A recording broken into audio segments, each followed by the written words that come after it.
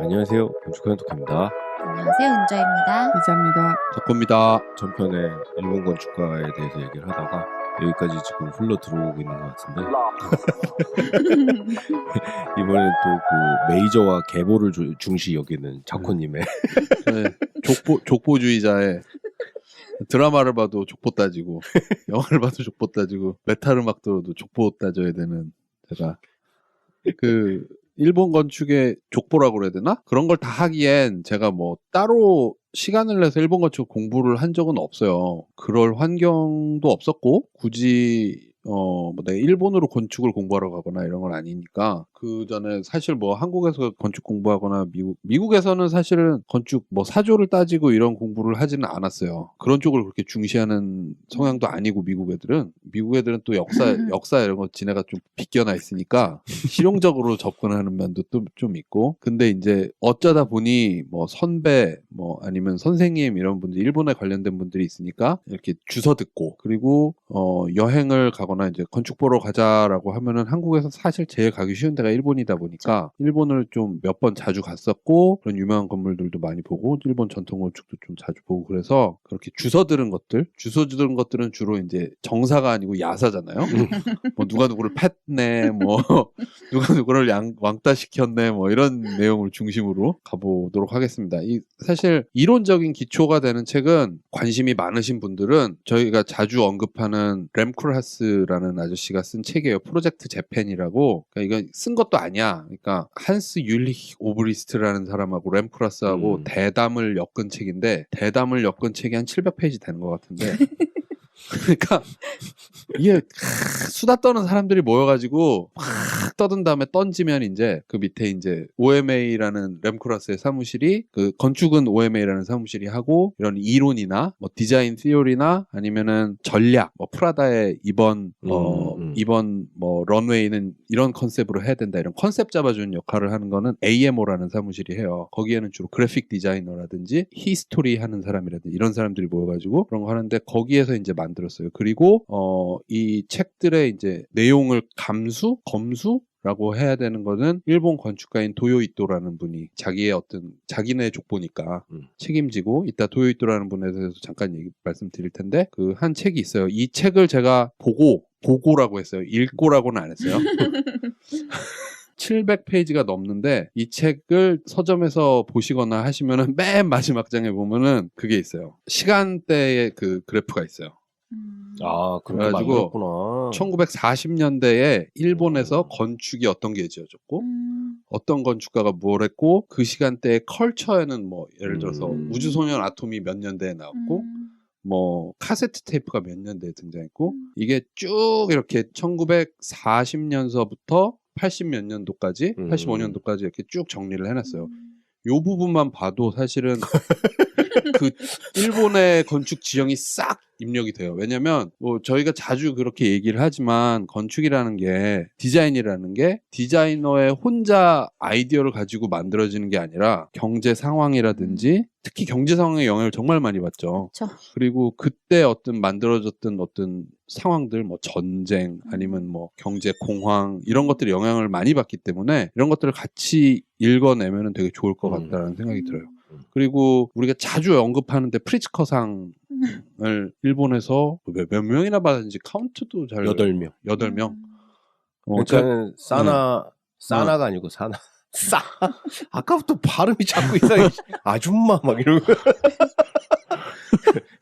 그거는 이제 2명으로 쳐가지고. 아, 그걸 2명으로 쳐요? 네, 네. 그렇구나.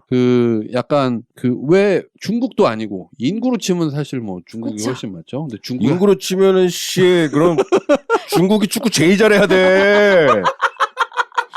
그거랑 똑같은 거지 뭐. 그 다음이 인도야. 맞아. 그렇죠. 그래서 왜 그럴까? 뭐 우리 친구들끼리도 뭐 얘기도 해보고 뭐 이러는데 저는 그 조직적인 힘이라고 생각을 해요. 그러니까 앞에서 당겨주고 뒤에서 밀어주고 하는 그런 힘들이 있어요. 그러니까 그런 것들을 계보를 보면서 한번 쭉 살펴보자라는 얘기를 하고요. 그리고 그게 이제 역으로 그러니까 이 사람들이 서양 건축으로부터 영향을 받은 게 있고 서양 문화에서 일본에서 영향을 받은 것들이 있으니까 그것들을 이렇게 놓치지 않고 이렇게 같이 봤으면 좋겠다. 그래서 좀 재미없는 얘기부터 이제 쭉 시작을 할게요. 마에카와 쿠미노라는 분이 계세요. 1905년에 그러니까 거의 이 계보의 첫 부분에 계시는 분이에요. 근데 이제 이게 일본은 동경대를 나와야지 사람 취급을 해줘요.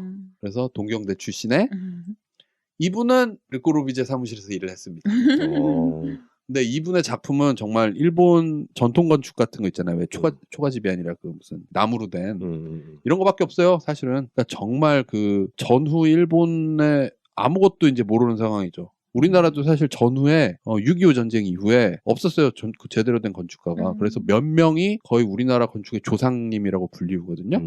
여기도 마찬가지인 거죠. 사실 몇 명이 없었고 그나마 외국의 이름이 알려지거나 한 사람도 이 마에카와 쿠미노라는 사람밖에 없었고 이 사람이 중요한 거는 바로 그 사람의 제자가 겐조 단케와 마키 후미코라는 두 사람이에요. 그 겐조 단케 겐조가 1913년생, 마키 후미코가 1928년생. 이런데 이 사람도 동경대 출신이에요. 그리고 쿠미노 아까 얘기했던 마에카와 쿠미노라는 사람의 사무실에서 일을 했고 역시 르꼬르비제 사무실에 가서 일을 했어요. 그러니까 안도하고는 출발점이 다른 거예요. 안도는 네, 안도는 권투하고 그 안도 쌍둥이에요 또. 권투하고 뭐 트럭 몰고 돈 모아서 르꼬르비제 만나러 갔는데 죽었대 막 이랬는데 이 겐조단케 이 사람은 자기 가르친 선생도 르꼬르비제한테 가서 배워왔고 자기도 르꼬르비제 사무실 가서 일했고 그래서 자기 나름의 이론을 정립을 해요. 그게 건축이든 도시든 이런 거가 어떤 형태의 오거나이제이션이다 혹은 생명체다라는 이론을 만들어내요. 근데 그게 아까 얘기했던 르꼬르비제의 영향이기도 해요. 왜냐면 르꼬르비제가 초기에는 이렇게 산책 뭐 하고 뭐 뷰가 어떻게 되고 이런 것들을 했는데 점점 뒤로 르꼬르비제가 말년으로 가면 갈수록 건물이 꾸불텅해져요. 유기적으로 변하지. 예. 굉장히.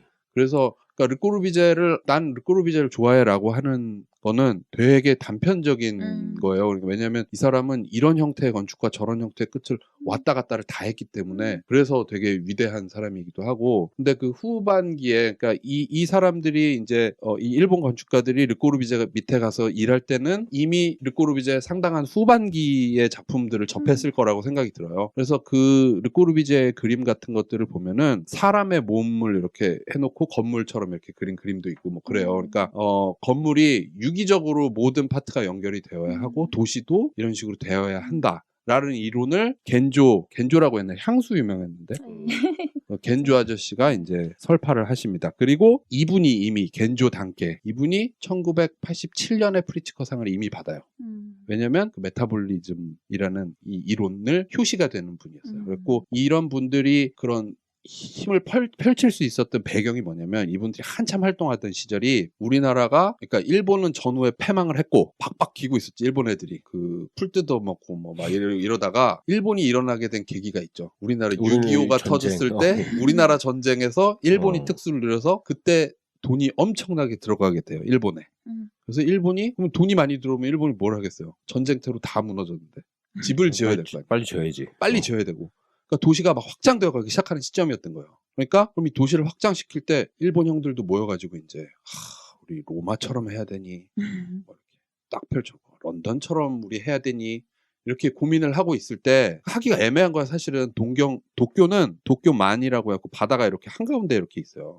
도쿄 도심이 도쿄 이쪽 끝에서 이쪽 끝으로 가는 바다를 이렇게 돌아서 가야 되는 형태거든요. 그러니까 이 형들이 이제 그러면은 브릿지처럼 여기를 도시를 이렇게 바다를 뚫고 확장을 해보자 뭐 이런 아이디어도 내고 이런 전시회도 하고 이러면서 메타볼리즘 그룹이라는 걸 만들어요. 그래갖고 건축이든 미술이든 사조 이런 게 있잖아요. 그쵸. 그럼 뭐 고전주의 나오고 뭐 바로크 나오고 뭐 이렇게 서양에서는 그 가는데 양인들이 봤을 때 자기네가 만든 머시기 이즘이 아닌 게 서양이 아닌 곳에서 툭 튀어나온 게 메타볼리즘밖에 없어요.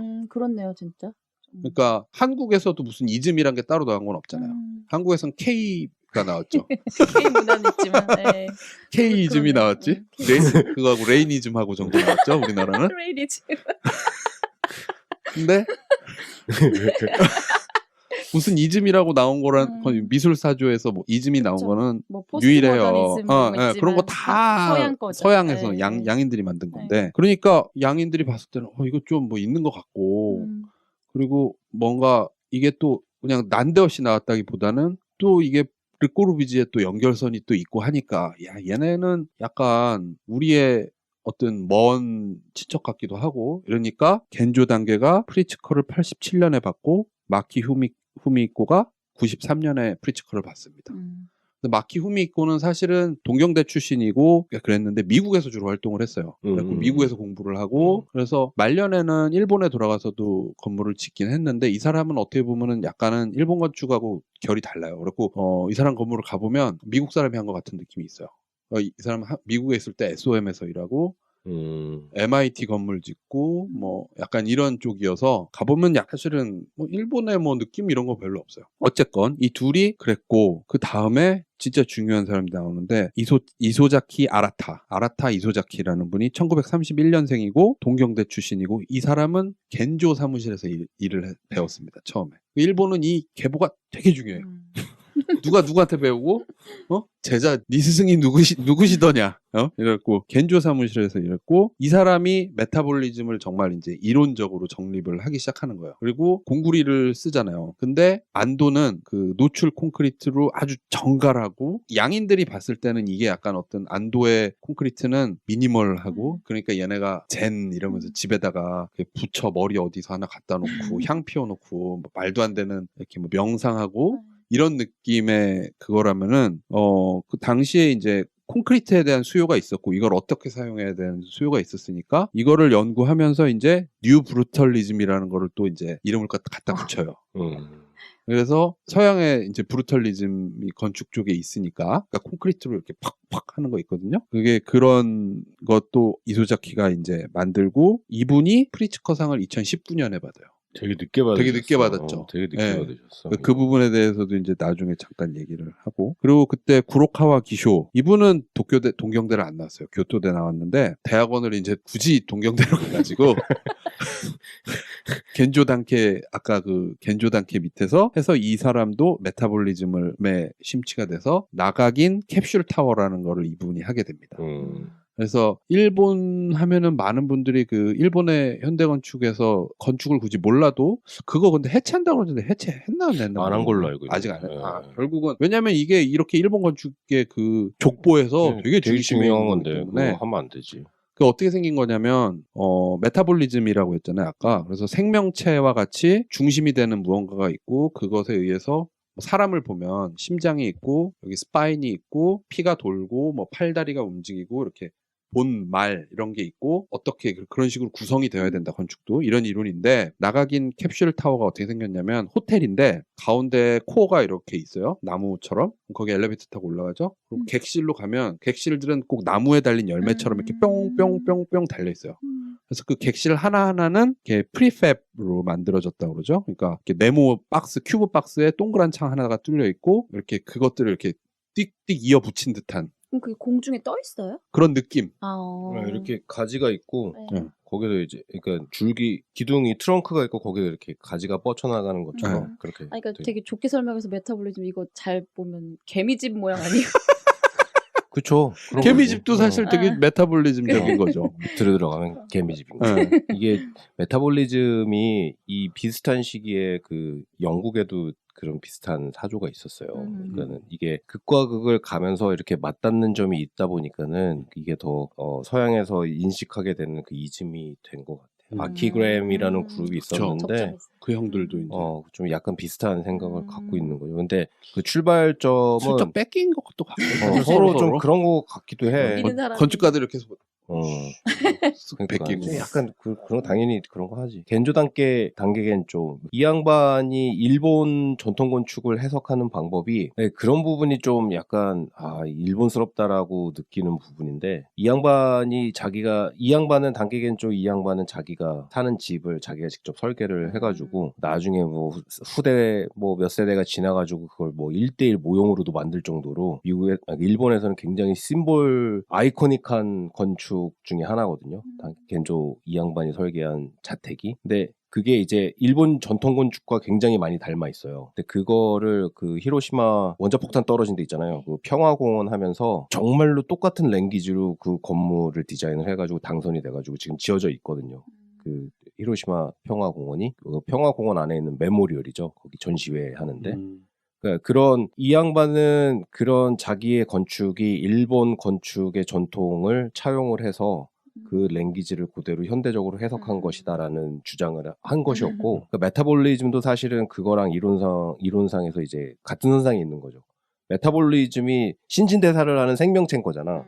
이것도 어떻게 보면은 되게 갖다 붙이인 것 같기도 하고, 씨 그렇게 치면은 한국 건축은 안 그래? 그럼 중국 건축은 안 그래? 그렇게 얘기할 수 중국 있어. 건축은 다 죽었어. 어. 이런 뭐 안 돌아다녀 사람들이. 이 서양에서의 기본적인 거는 건물도 수명이 있다라고 생각을 하는 거가 출발점이거든요. 변화가 없어. 변화하기 시작하면은 네. 때려 부수고 다시 지어야 돼. 근데 메타볼리즘에서 얘기하는 이 건축이 현대 건축은 목조 건축과 비슷하다는 거지. 그래서 필요해가지고 하나가 썩고 휘어져 있으면은 그거를 새 거로 갖다 끼워 넣어가지고 그 건물의 생명을 연장한다. 뭐 이런 개념인 거. 그러니까는 그거의 이론의 시초를 닦은 게 자코님이 얘기한 것처럼 겐조단께 이 양반이 이렇게 기초를 다지셨던 것이고 그게 이제 이 양반의 이론은 일본 전통 건축에 그 기원이 있다. 근데 이게 아까 내가 전편에도 얘기했지만 일본이 이 건축 출판 문화가 되게 그 잡지 문화가 되게 오래돼 있었던 게 뭐냐면은 이거를 이론으로 글로 만든 사람이 겐조단께가 아니고 한 건축 잡지 편집장이에요. 편집장이 이 히로시마 그 평화공원 그 당선작 국제 설계 공모였는데 거기에 당선이 되시는 거 그래가지고 지어진 거였거든요. 그거랑 겐조단께 이 양반의 자신의 주택 그리고 일본의 전통 건축 그 세 개를 놓고 그걸 분석을 해가지고 글을 써요. 그래서 그게 르꼴비제도 막 얘기하고 그랬는데 르꼴비제가 얘기했던 그 도미노 시스템이라는 아이디어가 있거든. 그거랑 똑같다 이러면서 사실은 우리가 더 먼저 했다 막 이러면서 우리가 최고다 이거 있잖아. 그런 형이 계셨군요. 네, 그래가지고 내가 일본 건축을 별로 이렇게 개인적으로 일본스럽다라고 생각하는 거거든. 그러니까 이거를 되게 잘해요. 그러니까 건물을 뭘 하나를 하더라도 이 집단의 힘인 거죠. 그러니까 그 족보와 이렇게 잡지 기자들이랑 인터뷰를 하면서 이렇게 어떤 이야기들을 만들어내고 사실 저는 그걸 정말 잘해. 건축가 자체가 그렇게 이론을 하는 거는 그렇게 옳지 않다고 생각해요. 미술을 하는 사람이 미술 이론을 썰을 풀어놓고 그림을 그리는 것보다 그림 그리고 썰 푸는 애들 있잖아요. 전문적으로 요즘 챗GPT도 잘하고 진중권 같은 애들? 그 사람은 그리스 시대에서 정치 공부가 뿌리게 멈췄어. 거기서 멈췄어. 그게 문제고. 그게 한국 건축이랑 똑같은 거야. 다 거기서 멈췄어. 더 이상 진보를 안 해. 변희재 진중권 같은 사람들? 나 미학과. 아유. 그러니까 미학과가 그런 거 하고 있으니까 이게 발전이 없는 거야. 하여간 그런 일이 있었어요. 그래서 일본 건축계에서는 겐조단께 이 양반이 굉장히 중요하신 역할을. 그러니까 겐조 단계 밑에 아라타 이소자키, 그리고 구로타와 기쇼, 그렇게, 그리고 하라 히로시, 그리고 다니구치 요시오. 다니구치! 다마구치 말고 다니구치. 이분이 모마. 1937년인데 게이오 출신인데 미국으로 와요. 왜냐? 동경대를 안 나왔거든. 그래서 하버드를 가는구나. 그래서 근데 이 사람도 겐조 사무실에서 일을 했었대요. 그러니까 그러고 미국으로 와가지고 모마를 하게 됩니다. 그러니까 지금의 모마. 네, 지금 우리가 아는 그 모마 이렇게 중간에 뻥 뚫려 있고. 그러니까 그만큼 이게 이때 그 겐조 밑에서 큰 사람들이 확 그걸 했고 이 사람들의 어떤 앞으로 일본의 미래 혹은 세계의 미래가 어떻겠다라는 것이 오사카 월드 엑스포가 1970년도 그러니까 일본이 망했다가 전후에 패망 후에 한국 전쟁으로도 돈도 벌고 가전제품 막 이제 만들기 시작하고 도요다 나오기 시작하면서 이제 외화를 벌어들이면서 일본 사람들이 자존심이 조금씩 올라가면서 우리도 이제 세계에 우리가 무엇을 했는지를 보여주자. 그때 디자이너들을 총집합을 시켜서 월드 엑스포를 딱 하는데 그거 이제 겐조 단계가 알지? 메타볼리즘? 이러고 이제 쫙 이제 밑에 애들 불러가지고 구로카와 기시오 뭐 이런 사람들 모여가지고 하고 그때 막 나왔던 디자인들이 정말 좋은 것들이 많아요. 지금 봐도 전차 디자인이라든지 아니면 우리 모두가 아는 게 그게 있어요. 그 타워 오브 더 선이라고 그 20세기 소년이라는 만화 보면은 이렇게 원뿔에 이렇게 뾰족하게 돼가지고 그 오사카 그 한비탑 아니에요? 대전 엑스포 한비탑 아니에요? 한비탑의 원형이 되는 그 타워 그 이렇게 가운데 이렇게 태양이 그려져 있어요. 그러니까 어떤 조형에 대한 연구라든지 이런 것들이 전후 일본이 팍 일어나는 어떤 계기가 되는 그런 저희가 됐어요. 그리고 또 이제 이게 이어집니다. 이어지는데 이제 이소자키가 이제 대빵 장자 역할을 잇는 거죠. 그러니까 한국에서는 김수근 선생의 공간 사무실이 김수근 선생이 돌아가시고 승효상이 뒤를 잇느냐, 또 이제 그 한동안 거기 소장으로 계셨던 어떤 분이 있는데, 선생님이 이어받느냐를 하다가 이제 승 선생님이 이어받은 것처럼 우리는 그러고 승 선생님 이후로 뭐 김효만 뭐 하여간 뭐 누가 또 이어받느냐 어쩌냐 그냥 이렇게 흩어져 버렸어요. 약간 그 다음은 이제 없고 네, 친구들 이름 얘기하려다 창피해갖고 그 다음에 이제 도요이토라는 선생이 나와요. 이토도요. 이분은 1941년생인데 서울에서 태어나셨습니다. 다시 말하면 한국 사람들 때려잡던 그치 41년이니까 41년이면 41년에 한국에서 서울에서 태어났으니까 태어났다는 얘기는 뭔가 일본 공무원이었다는 얘기겠죠. 일본 사람이었겠죠. 뭐 그랬는데 서울 출생이고 이제 이 사람도 동경대 나왔어요. 그리고 프리츠커를 2013년에 봤습니다. 이 사람이 제가 제일 좋아하는 건 센다이 미디어텍이라고. 그건 네. 엄청나지. 그러니까 프로그램이면 프로그램. 그러니까 어떤 이 건물에서 어떤 일이 벌어져요. 그러니까 쉽게 말하면 동네 도서관인데 이름이 미디어텍이에요. 네. 그래갖고 이게 뭐 어떤 프로그램이 여기에 들어가야 되고 어떤 형태를 가져야 되고 뭐 이런 것들이 모두 다 내가 제일 좋아하는 일본 건물이야라고 하는 거라서 센다이라는 동네가 저기 시골 동네야. 오로지 그거 하나 보려고 가야 되는 그런 그 동네 가서 영어로 뭐 물어보면 사람들이 야, 이런 동네인데 오로지 그거 보러 갔었어요. 미국의 낙수장 가듯이. 그렇지. 시골에 맞아. 가야 되는. 근데 이분이 이제 되게 많은 건물들을 하셨고 이분이 약간 적자 같은 느낌이에요. 그러니까 이소자키의 제자였고 이소자키 사무실에서도 일한 걸로 알고 있어요. 이거는 내가 확실하지는 않아요. 주워 들은 거고. 그리고 그 당시에 이게 41년생이라고 그랬잖아요. 안도 형이 또 41년생이에요. 그리고 올해 프리츠커상을 받은 야마모토 리켄상이 45년생. 이분은 또 중국에서 태어났어요. 그래서 요 이토도요, 야마모토 리켄, 안도 요렇게가 이제 또 한 세대를 또 이루게 되죠. 그래서 일을 하다 보면 이렇게 겹치게 되잖아요. 이렇게 패스를 크로스한다고 그러는데 일본에서도 그러니까 우리나라에서 한 90년대쯤에 일어난 들이 일본에서 한 80년대 많이 일어났고 우리나라 2000년대에 있는 게 뭐 이런 식으로 뭐 이렇게 일어나잖아요. 그럼 보면은 우리나라에서 뭐 분당, 일산 이런 것들을 할 때 또 우리나라도 나름 그때 보면 새로운 건축들을 많이 하고 이러는데 계획도시니까. 이때 이제 시노노메 캐널 코트라고 2003년에 아파트를 이제 그 임대 같이 이렇게 사람들 많이 줘야 되는 대규모 거를 할 때 이토 선생하고 리켄 선생하고 같이 또 다른 사람들 사나도 같이 이렇게 작업을 하게 되는데 그 아파트를 보면은 우리가 보면 그냥 그리드 이렇게 빵빵이 이렇게 돼갖고 돼 있는 아파트인데 그런 것들을 작업을 같이 또 하시게 되고 그러니까 그 단지별로 이렇게 나눠서 요 1단지는 이토가 하고 2단지는 리켄이 하고 뭐 이런 식으로 그러니까 잘라서 공모전을 낸 다음에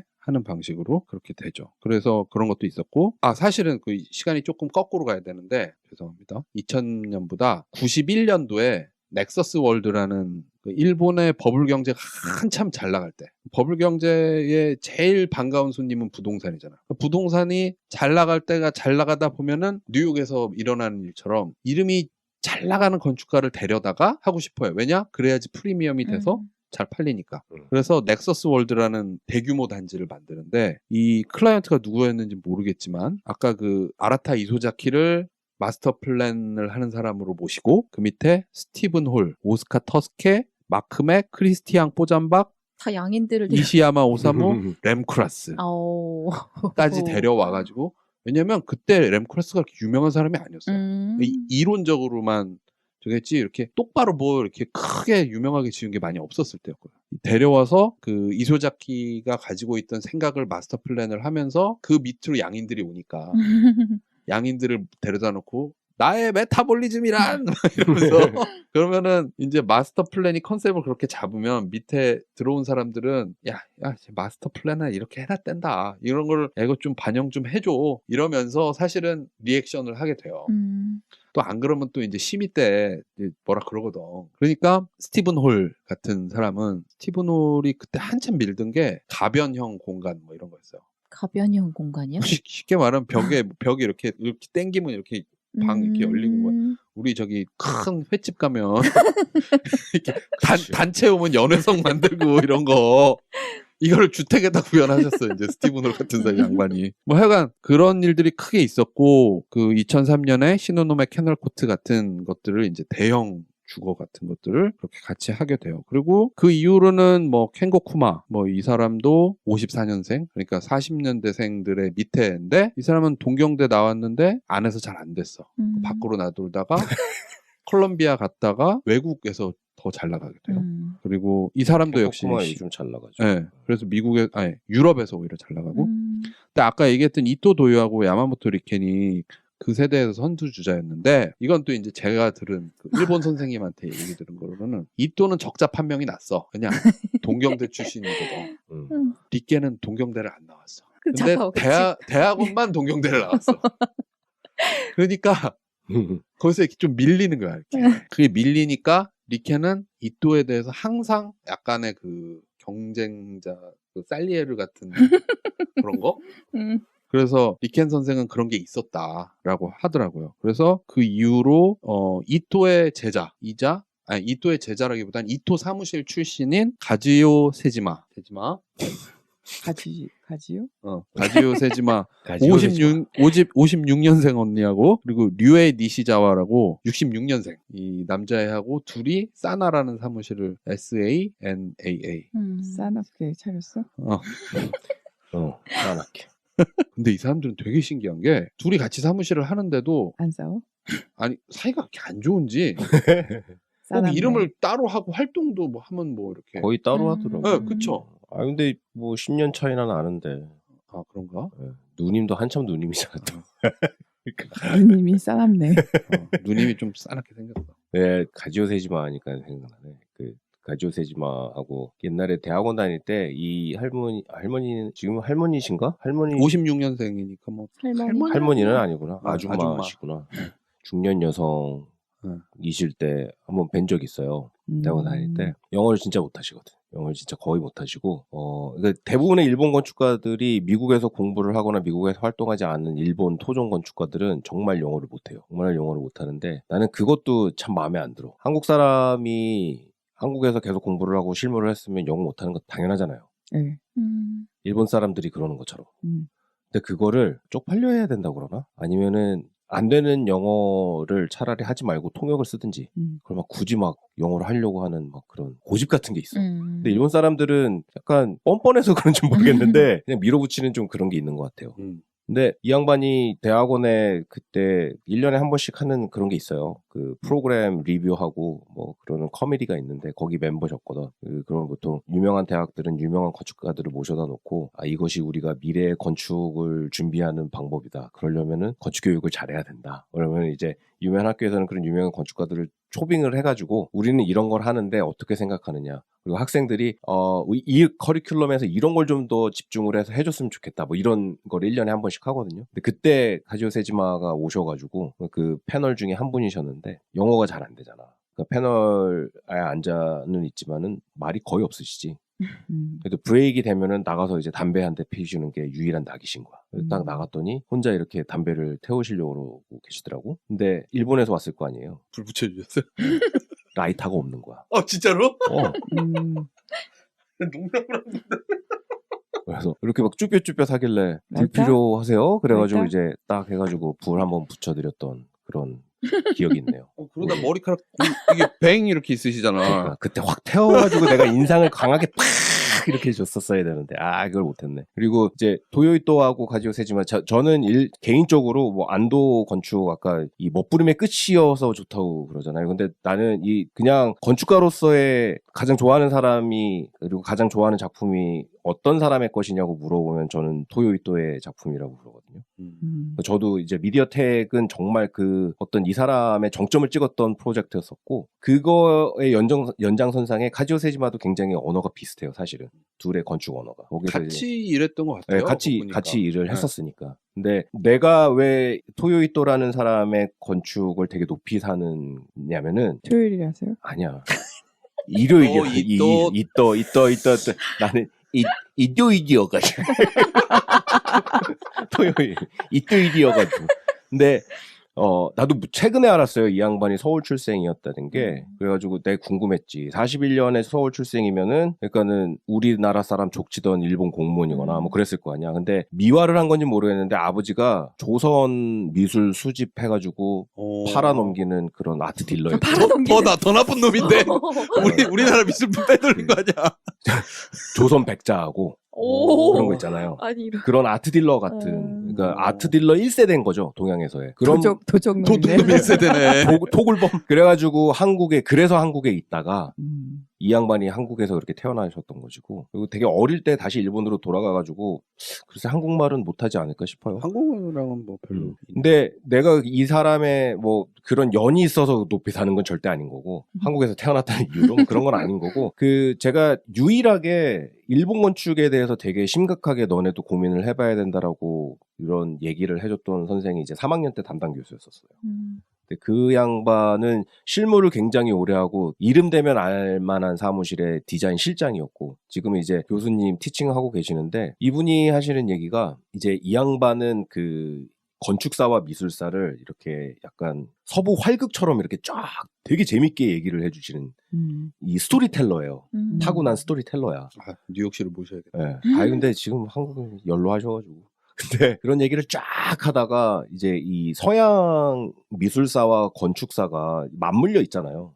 이거의 흐름을 봤을 때 일본 건축가들의 움직임을 보면은 이 사람들이 세계적으로 주목을 받을 수밖에 없는 이유가 거기에 있다는 거야. 건축의 역사를 이렇게 쫙 봤을 때 항상 이 업앤다운이 있었죠. 업앤다운이 있었지만 꾸준하게 자기가 생각하는 이 건축사의 흐름은 경량화에 초점을 맞추고 있다는 거예요. 현대 건축의 발전은 시작점에서부터 지금에 와 있는 지점을 봤을 때 결국에는 경량화에 대한 끊임없는 고민을 한 결과가 지금의 디자인을 만들어냈다라는 이론을 갖고 있는 거야. 시작점을 예를 들어 피라밋이라고 그러면 돌덩이잖아. 그냥 돌산. 돌덩이 그 피라밋 안에 사용되는 석실은 요만큼인데 파라오 관 있고 나머지가 다 건물대 사용되는 공간의 비율이 99대 1이었는데 이제는 그게 역전이 되는. 그러니까 그거의 역사를 역전을 만들어내기 위한 끊임없는 수많은 시간을 걸친 건축가들의 고민이 지금까지 왔다는 거죠.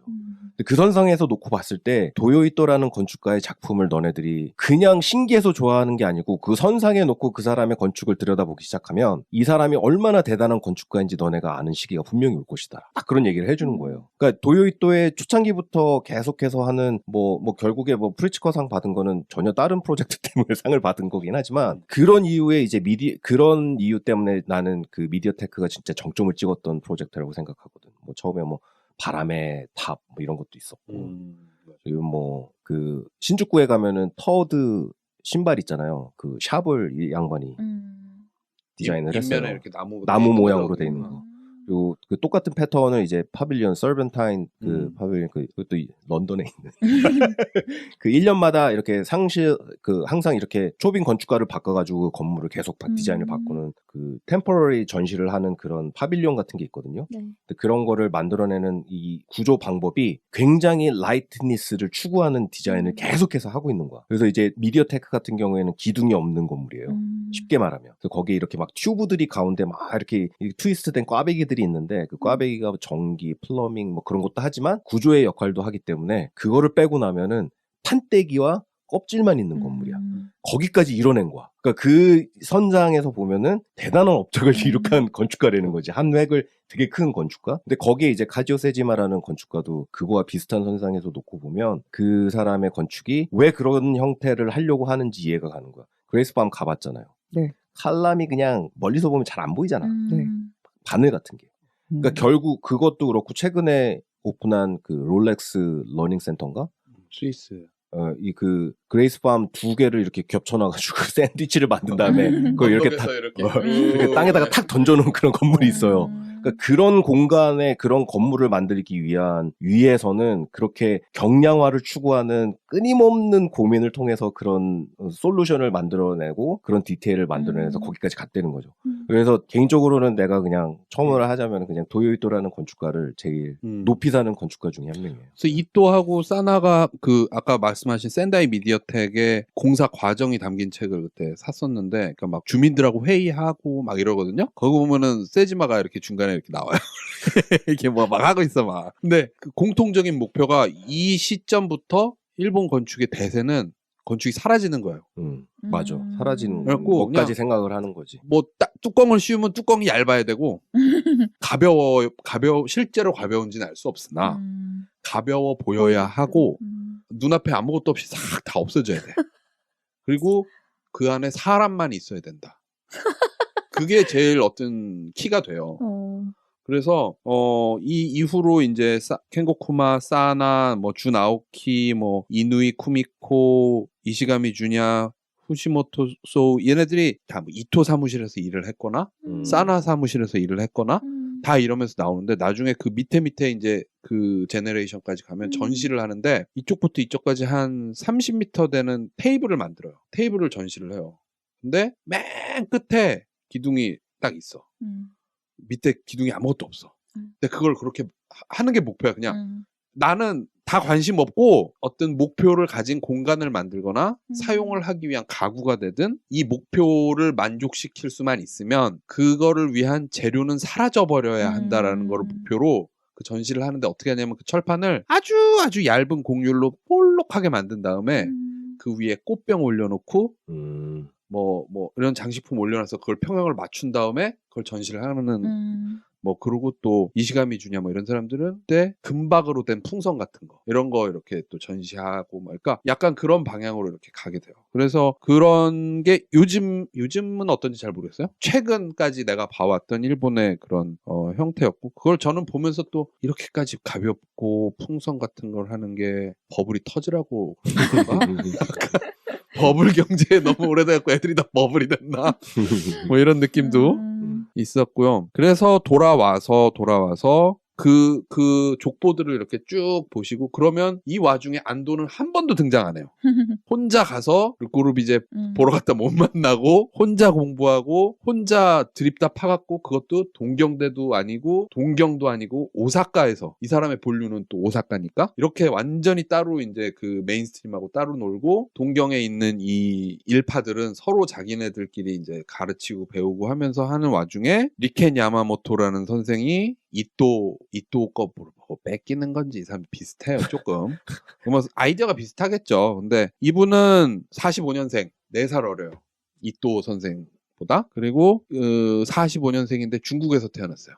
뭐 이 사람도 뭐 일본에서 뭐 어디 뭐 해가지고 부모가 뭐 중국 미술품을 훔치러 갔든지 뭐 해가지고 중국 갔겠죠. 갔다가 이제 잘하는데 동경대를 학부를 나오진 않았는데 대학원을 가가지고, 아까 이소자키 얘기했을 때 단계 겐조가 1세대고 그 밑에 이소자키 뭐 이렇게 있다고 그랬잖아요. 그 중에 하라 히로시라는 양반이 있어요. 그 사람의 제자로 들어갑니다. 일본의 대학원 시스템은 그 미국의 건축대학원은, 그러니까 그냥 대학원이랑 건축대학원이랑 좀 다른 게, 그냥 일반 대학원은 무슨 연구실 밑에 그 교수님 밑에 들어가서 논문 쓰고 이런 식으로 하잖아요. 근데 건축대학원은 다 가면은 학부처럼 수업 들어요, 계속. 그 정해진 교수가 졸업 논문이라든지 졸업 작품을 위한 교수가 있긴 하지만 약간 그런 식으로 하는 게 건축대학원이거든요. 근데 이제 일본의 대학원 시스템은 그 전통적인 그냥 그 누구 밑에서 이렇게 약간 마스터 밑에서 사사를 받는 형태거든요. 그래서 리켄 선생이 히로시하라 선생 밑에 이제 들어가는데, 일본 건축을 배우는 방법은 그냥 존나게 여행을 다니는 거예요. 그 히로시하라 운전수였대. 그래갖고 이제 계속 여행을 다니다가, 근데 여행을 다니면서 건물을 보러 다니는 게 아니라 그곳에 어떻게 커뮤니티가 생기고 어떤 문명이, 그러니까 건물이 아니라 그 건물로 인해서 만들어지는 사람들을 이제 되게 보러 다녔대요. 내가 볼 땐 그냥 술 먹으러 다니는 거야. 야, 여기 뭐 어디 맛집 있네 뭐 이러고. 그리고 졸업하고 72년에 야, 일본에서 돌아다니다 이제 다 못 봤다 이러고, 진짜 말 그대로 전 세계를 여행을 다녀요. 그래서 막 무슨 아무도 안 가는 뭐 페루, 뭐 그 당시에 뭐 페루에 거기 뭐 누가 뭐 72년도 뭐 이럴 대통령 일본 사람이 대통령하고 막 그랬던 맞다. 페루. 그랬구나. 그 온갖 오지 같은 데를 다 여행을 다녀요. 그래갖고 이때부터 자기는 그 생각을 했대요. 어떻게 하면은 그러니까 현대 모던의 도시들은 점점 개별화되잖아요. 사람들이 이렇게 그쵸. 개인화되고 개인화되고. 옛날 도시 가면 이제 그런 거 없이 막 공동체가 이렇게 생활을 하고 특히 뭐 이스라엘 같은 데 가면은 왜 뭐라 그러더라? 약간 집단 수용소 같은 거 있다고 그러더라고요. 그러니까 나쁘게 말하면 수용소고 커뮤니티가 이제 애들도 다 같이 봐주고 뭐 키부츠 아니야, 키부츠. 키부츠. 응. 뭐 그런 것들처럼 이런 것들을 보고 그런 거에 영향을 많이 받고 와서 86년에 자기 집을 짓습니다. 돈이 첫 번째 많은 집안 프로젝트. 자식이었나 보네. 아니 모르겠어요. 그러니까 다른 작업들도 하다가 이제 음. 자기 집도 하고 그러는데 쉽게 말해서 안도는 약간 비싼 아니 남의 집을 이렇게 집 안에서 화장실 가고 막 이럴 때 이제 또 우산 쓰고 나와야 되고 막 이렇게 했는데 리켄 야마모토 선생의 자기 집은 이렇게 각 실이 이렇게 있고 그게 데크로 이렇게 연결돼 있어요. 이 사람도 뭐 하면은 밖에 나왔다 들어가야 돼. 그래서 이 사람의 이 가족 관계가 어떻게 되는지는 모르겠지만 그 집 자식들은 프라이버시가 없어.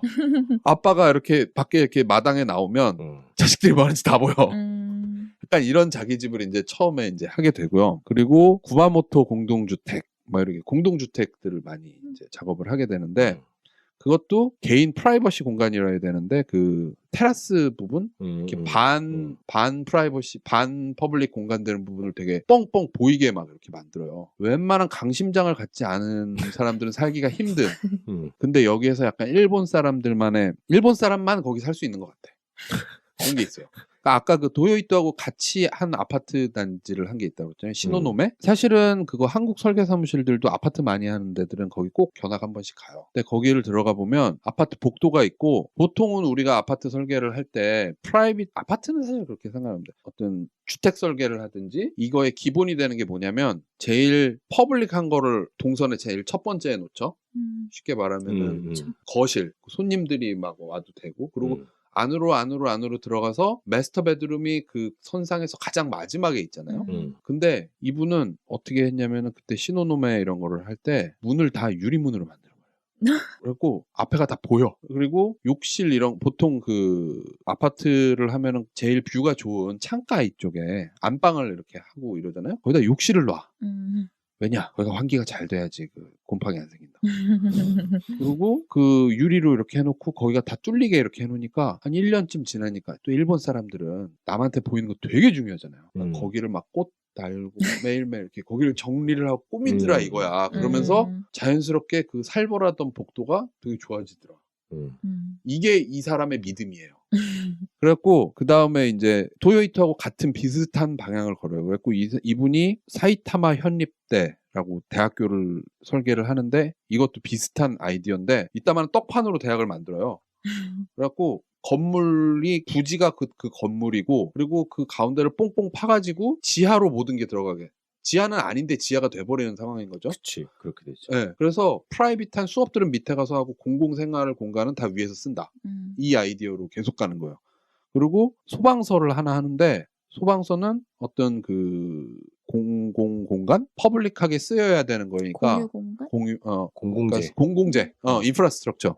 공공재니까 모든 동네 사람들이 이 소방서가 다 보여야 되는데 그리고 밖에서 훤히 들여다 보이게 건물을 만들어요. 그러니까 도요이토 선생하고 투명하게 만들다라는 점에서 점점 비슷해져요. 그 부분에서. 건물이 사라지게 만드는 매직. 이 건물이 있었는데 없었습니다. 뭐 이런. 그래서 거기에 또 집착을 하게 돼요. 그래서 유리를 많이 사용하게 되고 그 다음에 하코다테 미래대학. 이것도 존나 유리야. 밖에서 보면 아무것도 없어. 건물이 있었는데 건물이 없습니다. 그리고 그 안에서 애들만 이렇게 왔다 갔다 하는 것만 보이고 그리고 이거를 좀 하다가 2000년대 이때부터 이제 일본이 경제가 안 좋아지니까 슬슬 이제 중국 마켓으로 가가지고 중국의 무슨 머시기 소호 뭐 이런 믹스드 유즈죠. 레지덴셜 위에 있고 밑에 뭐 오피스 있고 이런 거를 하는데 그 아까 했던 떡판 있잖아요. 그러니까 블록 전체가 하나의 그냥 낮은 건물이야. 거기에 그냥 타워를 뽕뽕 꽂고 모든 기반 시설은 밑으로 들어가게 하고 뭐 이런 그리고 그리드로만 작업을 하고 요게 이제 중국에서 좀 잘 먹혀서 잘 팔렸나 봐요. 그러니까 중국 완전 베이징 이런 건 아니고 조금 외곽인 것 같은데 그게 사실 우리나라에도 조금 알려집니다. 그게 이제 일본이 또 아까 잘하는 게 세계 그 작품집 그런 거에 이제 많이 실리고 한국 잡지에서도 많이 나오고요. 그러다가 2006년에 이 한국이 일본 하는 걸 쭉쭉 따라간다고 그랬잖아요. 판교의 판교. 오늘날 그 분당의 그 판교가 이제 만들어지는 시기였어요. 그래서 서판교, 동판교 이래가지고 거기 고속도로가 이렇게 가고 서쪽은 서판교, 동쪽은 동판교. 동판교는 아파트를 이제 많이 계획을 해서 집어넣고 서판교는 약간 프리미엄으로 동판교가 아파트 잘 팔리고 여기 회사들 많이 들어오고 이러면은 이 땅을 비싸게 팔아야지 이러고 우리나라는 도시 개발을 주공하고 토공 지금은 그 두 개가 합쳐져 주택토지공사로 합쳐졌는데 그때는 토지공사, 주택공사 이 두 개가 있었어요. 그래서 국가마다 땅을 어떻게 사용하느냐에 대한 전략이 다른데 예를 들면 사우디 같은 나라는 모든 땅은 왕의 거기 때문에 이 땅에 건물을 지으려면 왕한테 99년짜리 렌트를 하는 증서를 주고 이 땅은 내 땅 이렇게 되는 거고 미국은 이미 모두 다 almost 다 프라이빗한 거고 한국은 아직 개발되지 않은 땅은 누구의 소유냐? 국가의 소유인데 그 국가가 토지공사가 그 땅을 관리를 하고 국가는 돈을 벌어야 되잖아. 뭐든 하려면 돈을 막 벌면 안 되지 사실. 주택을 공급하고 토지를 잘 쓰는 게 목표이나 담당 실무자는 잘 팔아야지 그래도. 왜냐면 해서 적자 보면 또 이거 감사 들어오고 골치 아프니까. 그래서 토지공사는 땅을 잘 나눠서 파는데 이 땅의 가치를 되게 높여야 되니까 서판교 가만있어 동서 헷갈린다. 서판교인지 동판교인지. 아니, 아파트로 잘 팔았고 이쪽은 약간 프리미엄 주거단지로 해서 팔 생각을 해요. 그래서 아래쪽 땅은 이렇게 쪼개가지고 개인 단독 필지로 팔고 위쪽은 타운하우스를 짓는데 그때 2006년이었으니까 그때 때마침 제가 대학원을 졸업합니다. 그래서 입사를 했는데 제일 처음 한 게 판교에 타운하우스를 하는 설계를 하는 거였어요. 그래서 제가 한 일은 섹션이라고 하죠. 이게 산 경사지에다가 건물을 짓는 거니까 어떻게 입구가 되고 어떻게 되고 주차가 어떻게 되고 그거를 열심히 그렸어요. 그래서 첫 번째 타운하우스는 분양이 아주 잘 되었어요. 주택공사 마음에 아주 흡족하였어요. 주택공사가 조금 더 큰 꿈을 크기 시작합니다. 그래서 땅이 엄청 큰 게 세 덩어리가 있는데 우리 국제 컴피티션을 해보자 라고 시작을 해요. 일본에서도 아까 뭐라고 그랬죠? 넥서스 월드에서 이제 불러들여가지고 하듯이 야 우리도 외국 건축가 좀 써보자 이러고 주택공사에서 촥 공고를 내요. 그러면 어떻게 하느냐? 주택공사에서 전 세계 유명한 설계 사무실들에게 이메일을 보내거나 어떤 뭐 전화를 하거나 공무원이 그걸 못하고 각 한국에 있는 설계 사무실들한테 연락을 해요. 야 우리 이거 하려고 그러는데 우리가 뭐 아냐 니네가 좀 유명하든 잘나는 애들을 이렇게 팀을 짜갖고 이렇게 좀 국제 이런 걸로 해보자. 그래서 그때 이제 여러 사무실들이 이 작업을 해요. 그때 대학원을 졸업하고 갓 회사에 들어간 저는 위로부터 엄청난 명령을 하달받습니다. 야, 너 영어 좀 할 줄 알지? 여기 전화 좀 걸어봐. 그래갖고 리켄 야마모토 사무실에 전화를 거는데 와. 전화를 딱 걸었어요. 국제 전화를. 영어를 못하는 거 아니야? 혹시? 나도 뭐라고 얘기해야 되지? 씨발, 진짜 옆에서 사장님은 지켜보고 계시고 신호가 가요. 전화를 딱 받아 누가 모시모시 뭐 이랬겠죠? 헬로 디스 이즈 뭐 어디 오피스 프롬 코리아 그리고 이즈 디스 리켄 야마모토 오피스 데스까? 나도 이게 영어로는 해야 되는데 맨날 일본 드라마 보고 일본 만화 보던 간지가 있어갖고 마지막에 이즈 디스 리켄 야마모토 데스까? 이러고 그래서 그쪽 직원도 놀래가지고 이게 이런 비즈니스를 하려면 사실 양쪽에서 뭐 이메일도 좀 오고 가고 그래야지. 근데 2006년 이때만 해도 사람들이 이메일 확인 잘 안 했어요. 한국 사람들 네이트온 아니면은 MSN 메신저 쓰고 MSN 2006년. 그리고 이메일로 첨부 파일 보낸 다음에 전화해가지고 이메일 보냈어요 이랬어요. 그러니까 약간 그 이메일이 프라이머리 통신 수단이 아니었던 거죠.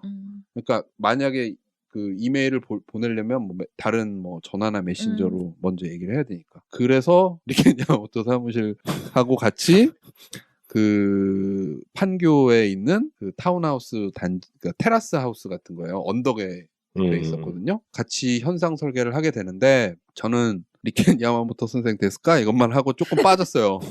그러니까 메인 팀으로는 일 안 하고 서브 팀으로 일을 하고 그 당시에 이제 지금 김경란 이사님이라고 지금 사무실 하고 계신 분 계신데 그분도 깐깐하신 분이야. 하여간 그분들이 이제 같이 메인으로 하고 일본도 왔다 갔다 하고 그래서 거기서 직원이 와서 이제 일을 하는데 거기서 일본 건축의 위대한 점 중 하나가 아침에 출근한 다음에 막차 타고 퇴근하거든요. 항상 택시는 안 타요. 절대로.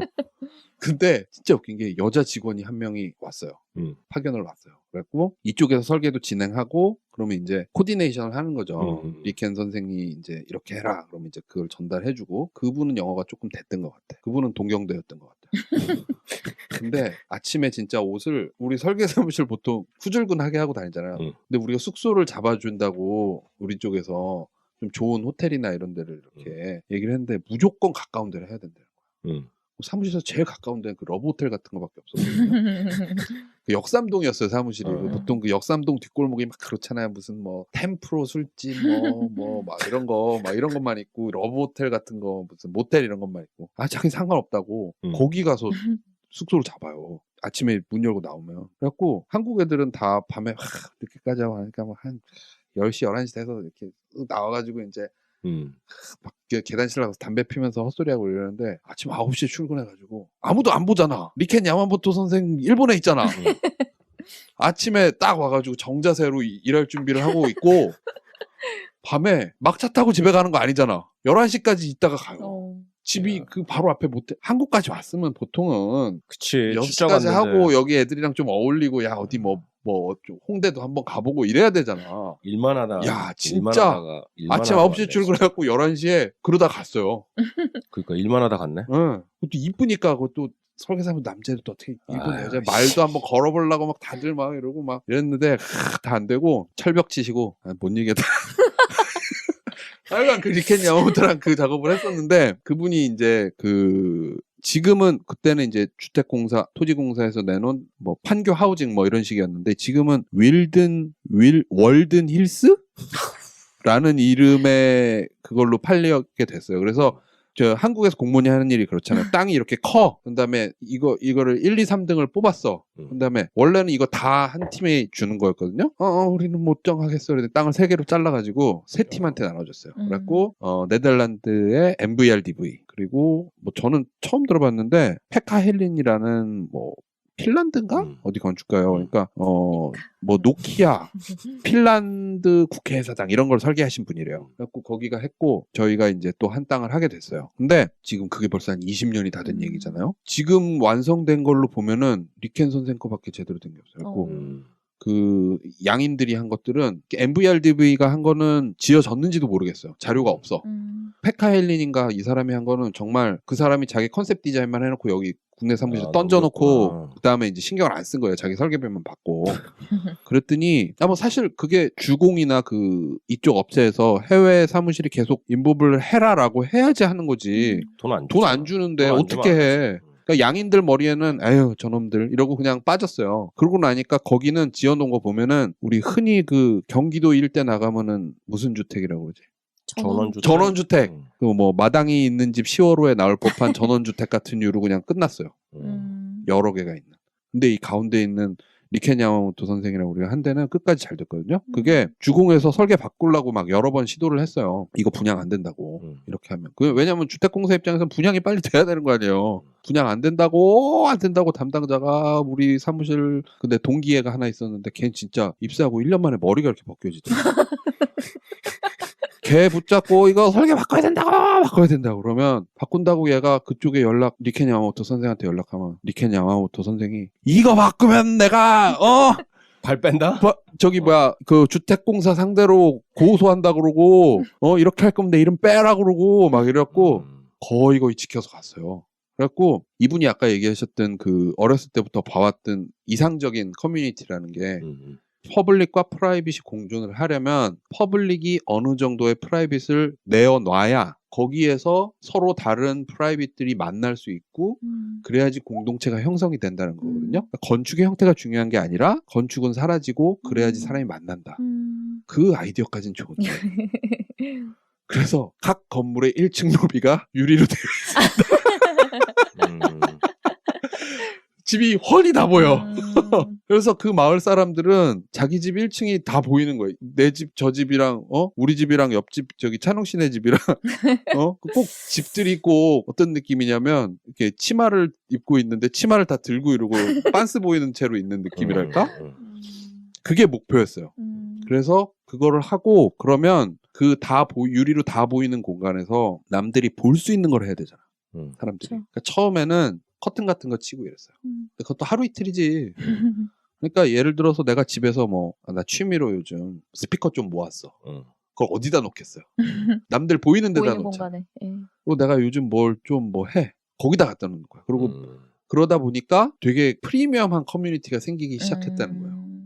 그래서 중앙일보에 기사가 나와요. 미분양으로 비웃음 사던 단지 10년 후 그 건축가를 초청해서 축하 파티를 열었다는 거예요.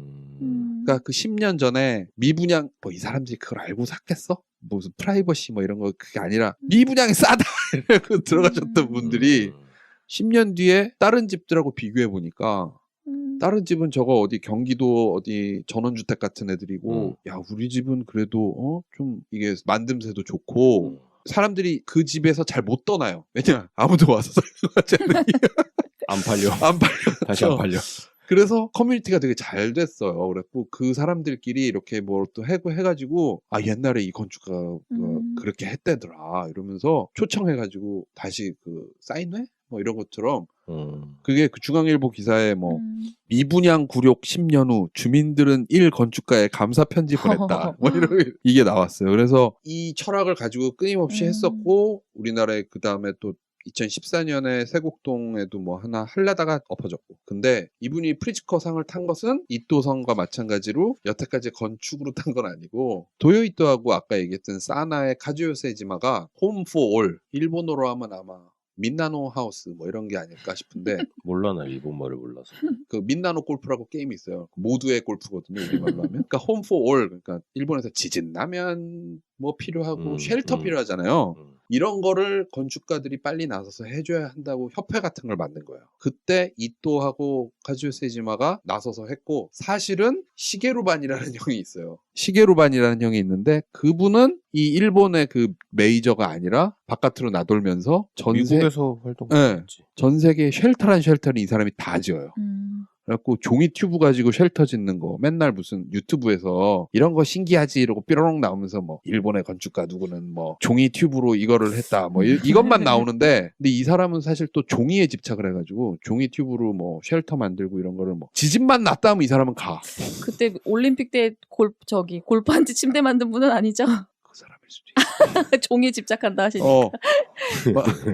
그럴 수도 있는데 근데 잠깐 그래서 이런 그거를 계속 하다가 이 사람도 프리츠커를 받고 그때 이토 도요하고 카즈요 세이지마도 하고 이 사람이 하니까 언제나 도요 이토를 눈여겨보고 있는 리켄 형 나도 할게 이러고 거기에 껴요. 그리고 리켄도 프리츠커 상을 받게 돼요. 그래서 이렇게 그러니까 리켄 야마모토의 그 건축이 따로 동떨어진 게 아니라 끊임없이 이제 이 일본 전체 건축에서 이렇게 연결되어져 있었고 이분이 한 거에 저는 같이 일을 해서만 그런 게 아니라 이 사람의 생각이 제일 되게 잘 담겨 있는 건축이어서 만약에 2024년 프리츠커 상을 수상한 리켄 야마모토의 작품을 보고 싶다 하시는 분은 판교로 가세요? 판교로 가면 돼요. 진짜로 저는 근데 거기에 이제 프라이빗 커뮤니티라서 그렇잖아. 저기 택배 이런 거 약간 분장하시고 들어가셔도 되고 아니면은 이렇게 한국은 사실 그렇게까지 저기 안 하니까 그래서 거기 한번 살펴보시는 것도 그러니까 디테일도 저는 나쁘지 않다고 생각하고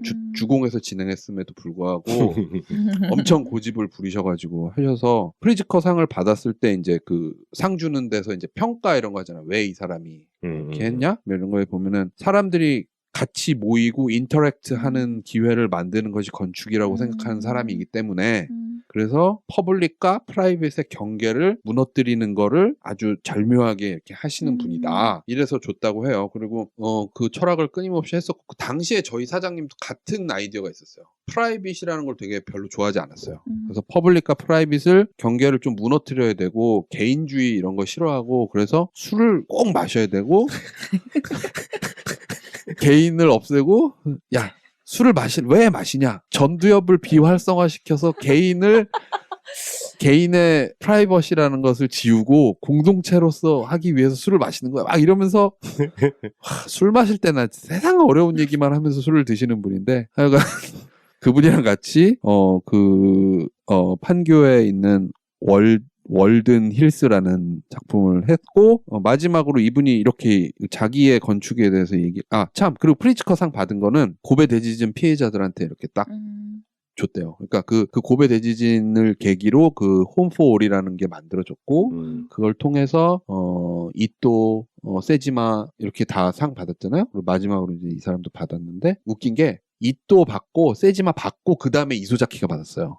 그러니까 이 사람들이 죽고 나서 일본에서 그랬겠죠. 이또가 우리 스승님 제자들은 다 받았는데 스승님 안 받으니까 좀 미안한데 이러고 아마 받았겠죠. 그 다음에 이제 리켄 야마모토까지 이제 받게 됐는데 그래서 이제 자기가 그걸 받을 수 있었던 거는 그런 사람들 때문이다 이러면서 이렇게 했고 사무실이 되게 제가 알기로는 크지도 않고 그때 제가 당시에 연락했을 때 이 프로젝트 규모가 어떻게 되냐 뭐 기간이 어떻게 되냐 버짓이 어떻게 되냐 되게 따지고 리켄 선생이 직접 그렇게 말씀하셨어요. 우리 사무실이 큰 사무실이 아니고 사람들이 항시 있는 게 아니라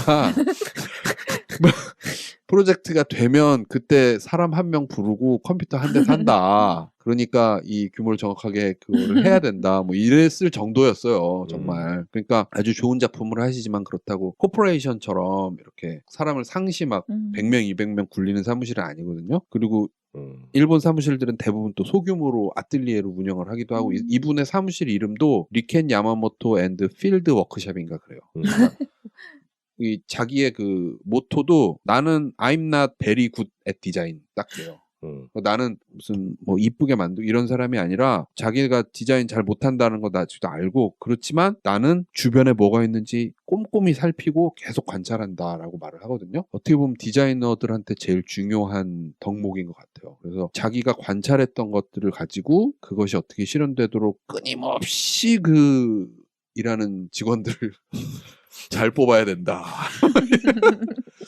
그래서 집요한 것도 되게 중요한 것 같고요. 그치, 집요함 되게 중요하죠. 네. 건축하는 사람들한테. 특히 나는 그 주택공사하고 싸웠을 때 그 많은 일화.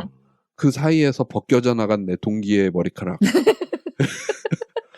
이런 것들을 그런 좋은 작품들이 뭐 그냥 건축가가 멋있게 펜대 굴려서 나왔던 게 아니라 정말 고민을 많이 하고 그렇게 돼서 나왔다는 것도 같이 봐주셨으면 좋겠고 저번에 로켓님 사실 이 모든 것의 이야기의 시작이 안도가 난데없이 놀리타에 아파트를 했다로부터 출발이 됐거든요. 일본 건축이 세계에 끼친 영향도 많고 그래서 제가 계보를 말씀드린 것 중에서 안 맞는 것도 있을 수 있어요. 제가 막 여기저기서 듣고 뭐 이렇게 한 거라서 혹시라도 정확하게 아시는 분들이 있으면은 바로 잡아주시면 고맙겠고요. 그리고 혹시라도 뭐 질문이 있으시다거나 그러면은 제가 이 이상 뭐 일본 건축에 대해서 아는 건 없으니까 이게 다시 한번 강조하지만 그 일본 건축을 막 그렇게 공부하고 그런다는 게 이게 참 교육이 무서운 거죠. 한국 사람으로서 되게 자존심 상하고 사실은 벨이 꼬여.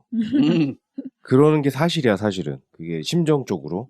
근데 예전에는 전통적으로 하지 않았던 주거의 그 접근 방식 자체가 이게 일본 건축과 한국 건축의 차이가 뭐냐? 맞아. 이렇게 물어본다면 왜 일본은 프리즈컵 봤는데 우린 못 받아? 네, 그렇게 물어본다면 그러니까 나는 결국에는 이 사람들이 자신의 뿌리가 무엇인지에 대한 고민을 얼마나 많이 했느냐가 그거를 판가름하는 것 같거든요. 이 사람들은 아까도 뭐 겐조 선생이 뭐 그 자기 주택 한 거랑 히로시마 그거 한 거랑 물론 전쟁 중에는 나라의 그 왜 세계 전쟁 때 히틀러가 건축가 한 명 데려다가 그 프로파간다로 막 쓴 거 아니야. 막 자기 도시를 막 하나를 막 디자인해가지고 그런 식으로 그런 뭐라 그래요? 그 대동아 공영권인가 뭐 그런 거 있었잖아. 그 일본 중심으로 이 동남아시아가 전부 다 재편성 돼가지고 일본이 그 중심이어야 한다 뭐 하는 그거 가지고 다 이제 막 우리나라도 들어온 거고 막 그래서 식민지 만들고 그런 거 아니야? 그런 시기에 그런 제국주의에 부역을 하기도 했어요.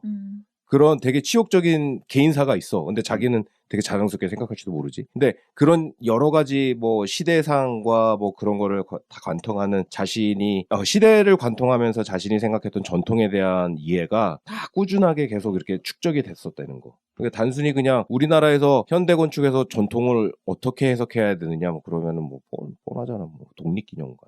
그다음에 뭐 전주시청. 전주시청, 뭐 경복궁 뒤에 있는 민속박물관, 막 이런 거란 말이에요. 공구리 쳐가지고 기아 모양만 내면은 그게 전통 건축이라고 생각한단 말이야. 근데 일본 애들은 그거를 건너뛰는 뭔가가 있었던 거야.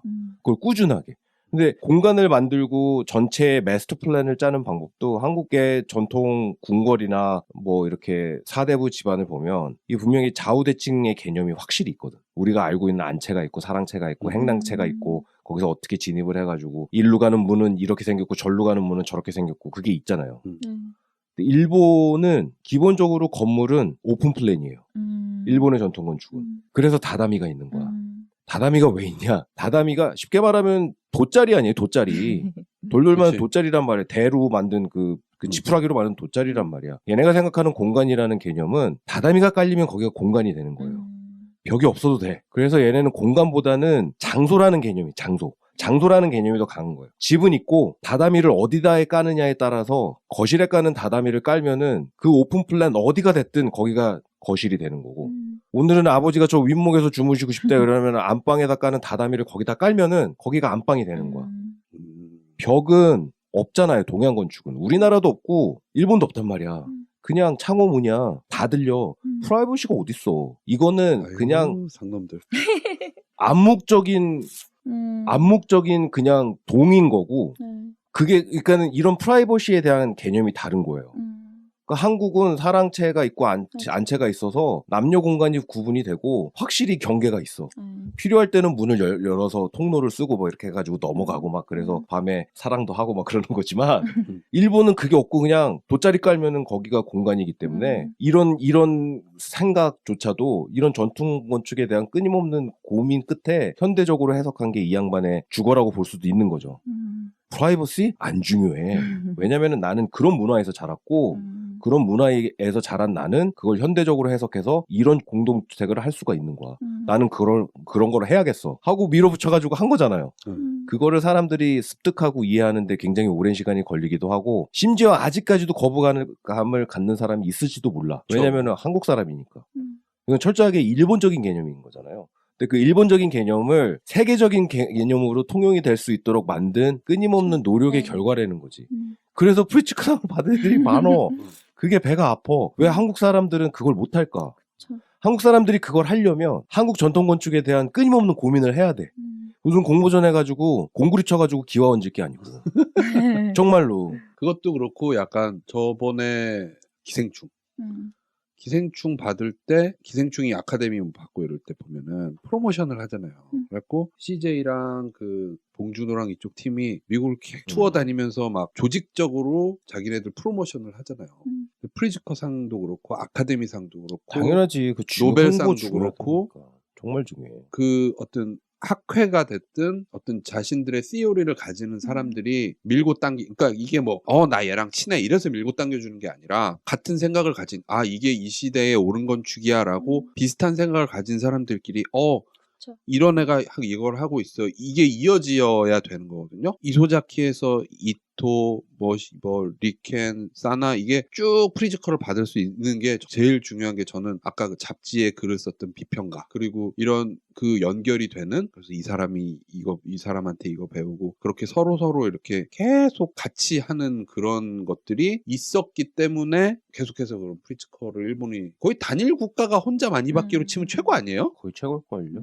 그렇죠? 미국도 이렇게 많이 안 받았어. 네. 미국 출신 건축가들도.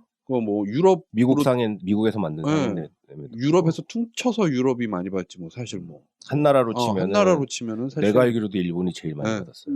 그러니까 그렇게 뭉치고 그러니까 제가 족보를 따지면 재미있는 이유가 이런 게 드러나니까 재밌는 건데 그렇게 서로한테 배우고 연결되고 나는 이 사람의 뭐가 마음에 들어 그러면 거기 가서 배우고 이렇게 되는 그리고 그런 아이디어들을 서로 이렇게 확장시켜 나가는 게 있었기 때문에 그러니까 단순히 뭐 이렇게도 해석을 해요. 일본은 지진 때문에 건물을 존나 잘 져야 돼 이래가지고 뭐 됐어 이러는데 지진 많이 나는 나라는 또 많이 더 있어요. 그리고 지진이 많이 난다고 해서 잘 하는 건 아닌 것 같고 미서부도 지진 많이 나는데 그러니까 그래서 그런 저는 조직적인 노력이라는 것이 그 뒤에 있었다라는 것을 첨언으로 드리고 싶습니다. 그래서 일본 건축이 싫어 나. 너무나 집단적인 것 같아. 뭔가 계보가 막 있어야 될 것 같고. 맞아요.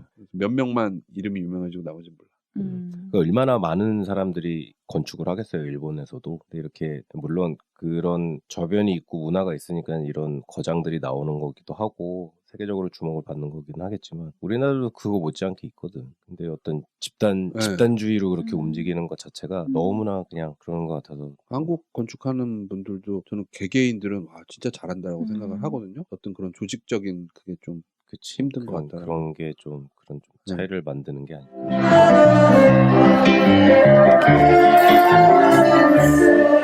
어쨌든 뭐 멀고도 가까운 나라 일본 건축 이 참 비슷한 점도 굉장히 많고 다른 점도 굉장히 많고 그래요. 사실은 이렇게 그 면면을 들여다보면 이거는 우리나라가 반대로 얘네들보다 선수를 쳐서 그렇게 이빨을 털었으면 우리나라도 훨씬 더 앞서가 나갈 수 있는 환경을 만들 수 있는 똑같은 얘기인 것 같은데 라는 뭐 아쉬움이 있기도 하고 샘도 나고 배도 아프고 뭔가 일본 사람들이 하면은 뭔가 좀 기분 나쁘고 안 좋잖아. 괜히 그래서 배가 아픈 마음이 더 앞서서 그렇게 막 셈이 나고 그렇기 때문에 그러는지도 모를 것 같아요. 일본 건축에 대한 개인적인 그렇게 어떤 감정이 그렇게 드러나는 이유는 그래도 훌륭한 건축가는 분명히 있고 우리나라든 일본이든 뭐 있으니까 우리나라도 뭐 언젠가 열심히 하면 그런 날이 오겠죠. 전통에 대한 해석이 조금 아쉽긴 하지만 어쨌든 뭐 이렇게 해가지고 일본 건축에 대해서 얘기를 했고요. 은자님 오늘 이렇게 그 리액션 할 수 있는 그런 토픽이 별로 아니었네.